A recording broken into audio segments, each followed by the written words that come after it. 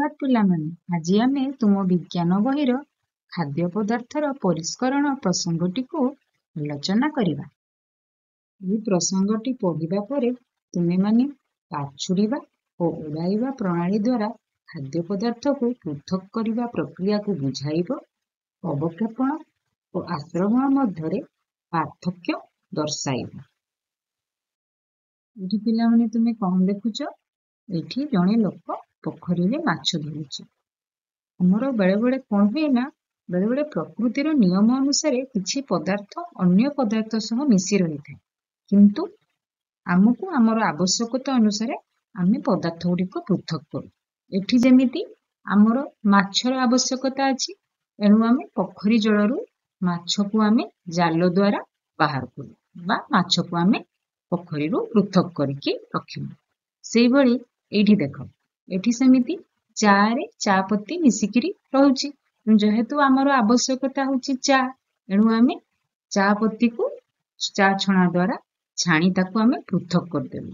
ସେଇଭଳି ବିଭିନ୍ନ ଖାଦ୍ୟ ପଦାର୍ଥ ବେଳେ ବେଳେ ମିଶି ଯାଇଥାଏ ଏବଂ କେତେକ ଖାଦ୍ୟ ପଦାର୍ଥ ମିଶି ଯାଇଥିଲେ ବା ଖାଦ୍ୟ ପଦାର୍ଥରେ ଅନ୍ୟାନ୍ୟ ପଦାର୍ଥ ମିଶି ଯାଇଥିଲେ ଏହାକୁ ଆମେ ବିଭିନ୍ନ ପ୍ରଣାଳୀରେ ପୃଥକ କରିଥାଉ ଏବଂ ସେଗୁଡ଼ିକ ଆଜି ଆମେ ଆଲୋଚନା କରିବା। ପିଲାମାନେ ଏଇଠି ଦେଖିଲ କଣ କରାହଉଛି? ଗହମରୁ ଗୋଡ଼ି ଅଲଗା କରାଯାଉଛି। ଆଚ୍ଛା, ଏଇଠି ଦେଖିଲ କଣ ହଉଛି?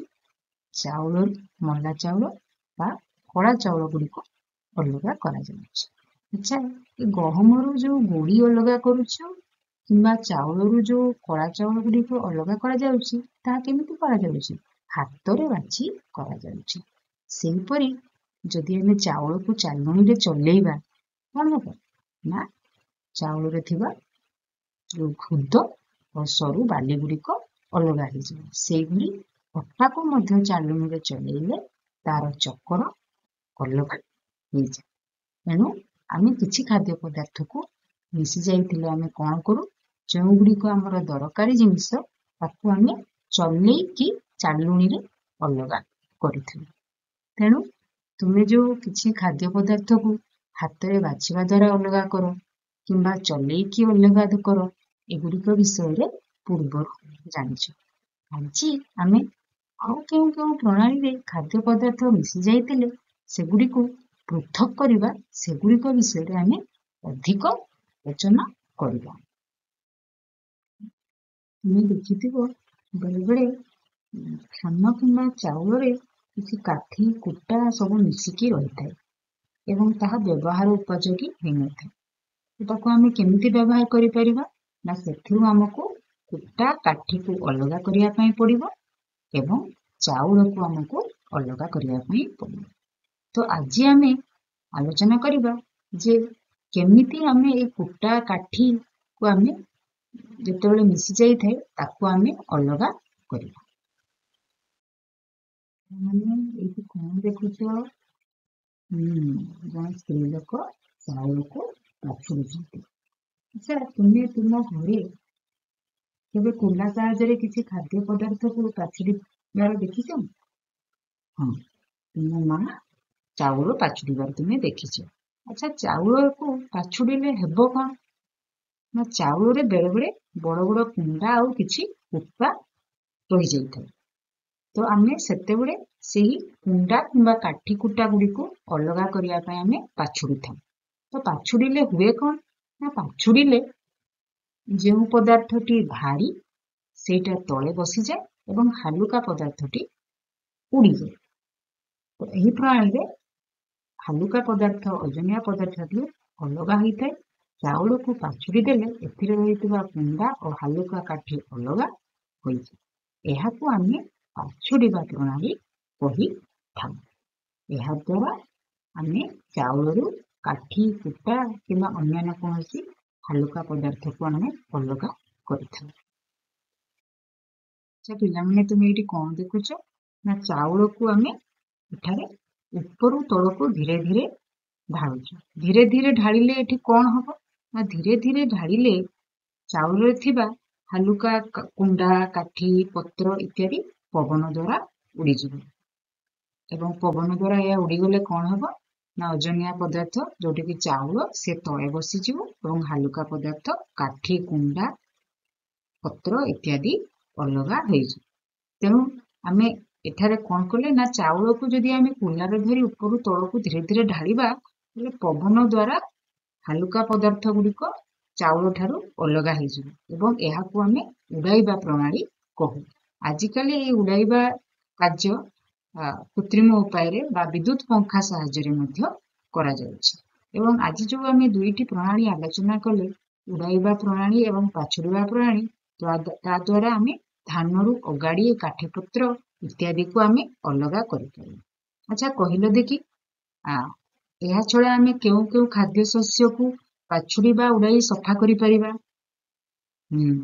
ବିରି ମୁଗ ଇତ୍ୟାଦି ଶସ୍ୟକୁ ବି ଆମେ ଏହି ପ୍ରଣାଳୀରେ ଉଡାଇ ପରିଷ୍କାର କରିପାରିବା।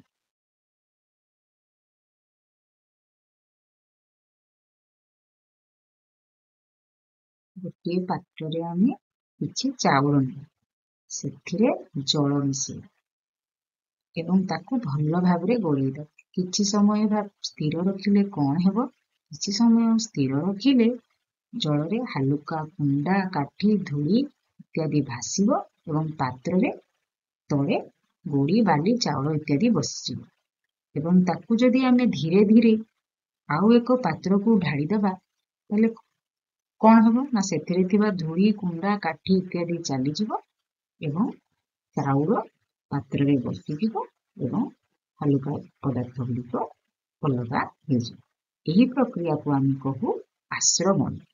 ଆଶ୍ରବଣ ପ୍ରକ୍ରିୟାରେ କଣ ହୁଏ ନା ଏହା ଅଦ୍ରବଣୀୟ ଭାସମାନ କଠିନ କିମ୍ବା ତରଳ ଉପାଦାନକୁ ତରଳ ପଦାର୍ଥରୁ ପୃଥକ କରିବାରେ ସାହାଯ୍ୟ କରେ ଏବଂ ଏହା ପଦାର୍ଥର ଭାସିବା କିମ୍ବା ବୁଡିବାର କ୍ଷମତା ଉପରେ ନିର୍ଭର କରିଥାଏ ଏବଂ ଏହି ପ୍ରକ୍ରିୟାରେ ହାଲୁକା କଠିନ ପଦାର୍ଥକୁ ଆମେ ଅନ୍ୟ ପାତ୍ରରେ ଢାଳି ତାକୁ ପୃଥକ କରିଥାଉ। ଏହାକୁ ଆମେ ଆଶ୍ରବଣ କ୍ରିୟା କରୁ।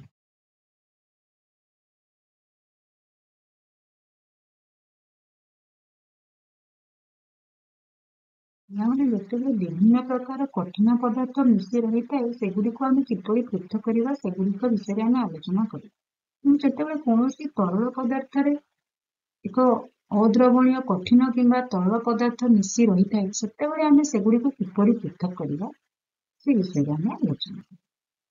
ଏଠି ଦେଖ ଗୋଟିଏ ପାତ୍ରରେ କଣ ଅଛି ନା ଏଠି ମାଟି ମିଶ୍ରିତ ଜଳ ଅଛି ଏବଂ ଏହି ପାତ୍ରରୁ ଆମେ ମାଟି ଏବଂ ଜଳକୁ କିପରି ପୃଥକ କରିବା ନା ଏ ପାତ୍ରଟିକୁ ଯଦି ଆମେ କିଛି ସମୟ ସ୍ଥିର କରି ରଖିବା କଣ ହେବ? କିଛି ସମୟ ସ୍ଥିର କଲେ ପାତ୍ରର ତଳ ଭାଗରେ ମାଟି ବସିଯିବ ଏବଂ ଜଳ ଉପର ଭାଗରେ ରହିଯିବ ଏବଂ ଏହି ପ୍ରକ୍ରିୟାକୁ ଆମେ କହୁ ଅବକ୍ଷେପଣ। ଯେତେବେଳେ ପାତ୍ରର ତଳ ଭାଗରେ କଠିନ ଓ ଓଜନିଆ ପଦାର୍ଥ ବସିଯାଏ ତାକୁ ଅବକ୍ଷେପଣ ପ୍ରକ୍ରିୟା କୁହାଯାଏ ଏବଂ ଏହି ପ୍ରଣାଳୀରେ ଆମେ ଚାଉଳ ଡାଲି ମାଟି ଇତ୍ୟାଦି ଜଳରେ ମିଶି ରହୁଥିଲେ ଆମେ ତାକୁ ପୃଥକ କରିପାରିବା। ପିଲାମାନେ ମୋ ପାଇଁ ଗୋଟିଏ ପ୍ରଶ୍ନଟି ହେଉଛି ପୃଥକୀକରଣ ପ୍ରକ୍ରିୟାରେ ଅବକ୍ଷେପଣର ଉଦ୍ଦେଶ୍ୟ କଣ? ସେଥିପାଇଁ ତୁମକୁ 4ଟି ସମ୍ଭାବ୍ୟ ଉତ୍ତର ଦିଆଯାଇଛି ଏବଂ ସେଥିମଧ୍ୟରୁ କେଉଁ ଉତ୍ତରଟି ଠିକ ତୁମେ ଚିନ୍ତା କରି କହିବ। ଉତ୍ତର ଗୁଡ଼ିକ ହେଲା ଅଦ୍ରବଣୀୟ କଠିନ ପଦାର୍ଥକୁ ଛାଣିବା, ଏକ ତରଳ ପଦାର୍ଥରେ ଭାରୀ ଉପାଦାନ ଗୁଡ଼ିକୁ ସ୍ଥିର କରିବା, ଏକ ତରଳ ପଦାର୍ଥରେ କଠିନ ପଦାର୍ଥକୁ ଦ୍ରବୀଭୂତ କରିବା ଏବଂ ଜଳକୁ ବାଷ୍ପୀଭୂତ କରିବା।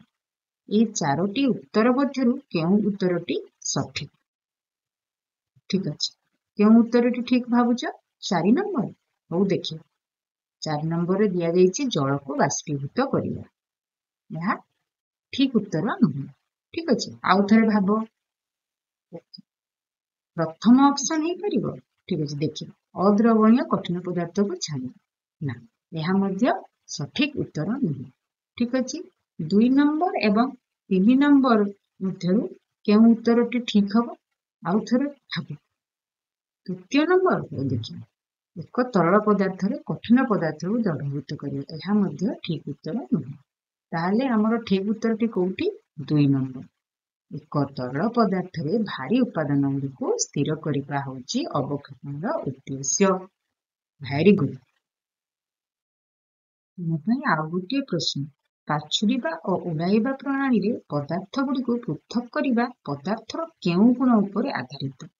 ତାର 4ଟି ସମ୍ଭାବ୍ୟ ଉତ୍ତର ଦିଆଯାଇଛି। ଉତ୍ତର ଗୁଡ଼ିକ ହେଲା ଦ୍ରବଣୀୟତାରେ ପାର୍ଥକ୍ୟ, ଓଜନରେ ପାର୍ଥକ୍ୟ, ରଙ୍ଗରେ ପାର୍ଥକ୍ୟ ବା ଆକୃତିରେ ପାର୍ଥକ୍ୟ। এই 4ଟି ଉତ୍ତର ମଧ୍ୟରୁ ସଠିକ ଉତ୍ତରଟି ଚିନ୍ତା କରି ତୁମେମାନେ କହିବ। କେଉଁଟି ଠିକ ଉତ୍ତର ହବ ବୋଲି ଭାବୁଛ? 4 ନମ୍ବର। 4 ନମ୍ବରରେ ଅଛି ଆକୃତିରେ ପାର୍ଥକ୍ୟ। ଠିକ ଅଛି, ଦେଖିବା। ନା, ଏହା ସଠିକ ଉତ୍ତର ନୁହେଁ। ହଉ, ଆଉ ଥରେ ଟିକେ ଭାବ। 1 ନମ୍ବର ଉତ୍ତର ହବ ଦ୍ରବଣୀୟତାରେ ପାର୍ଥକ୍ୟ। ଏହା ମଧ୍ୟ ସଠିକ ଉତ୍ତର ନୁହେଁ।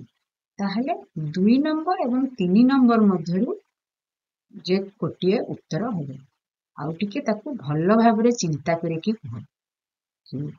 3 ନମ୍ବର ଦେଖିବା, ରଙ୍ଗରେ ପାର୍ଥକ୍ୟ। ନା, ଏହା ମଧ୍ୟ ସଠିକ ଉତ୍ତର ନୁହେଁ। ତାହେଲେ ସଠିକ ଉତ୍ତରଟି କୋଉଠି? ନା, ଓଜନରେ ପାର୍ଥକ୍ୟ। ତାମାନେ ପାଛୁଡିବା ଏବଂ ଉଡାଇବା ପ୍ରଣାଳୀରେ ପଦାର୍ଥ ଗୁଡ଼ିକୁ ପୃଥକ କରିବା ପଦାର୍ଥର ଓଜନ ପାର୍ଥକ୍ୟ ଉପରେ ସେ ଆଧାରିତ। କାହିଁକି ନା ଯେଉଁ ପଦାର୍ଥଟି ଭାରୀ ସିଏ ତଳେ ରହିଯାଏ ଏବଂ ହାଲୁକା ପଦାର୍ଥଟି ଉଡ଼ିଯାଏ। ତେଣୁ 2 ନମ୍ବର ଉତ୍ତରଟି ସଠିକ ଉତ୍ତର। ସମସ୍ତଙ୍କୁ ବହୁତ ବହୁତ ଧନ୍ୟବାଦ। Very good. ତାହେଲେ ପିଲାମାନେ ଆଜି ପାଇଁ ଏତିକି। ସମସ୍ତଙ୍କୁ ବହୁତ ବହୁତ ଧନ୍ୟବାଦ।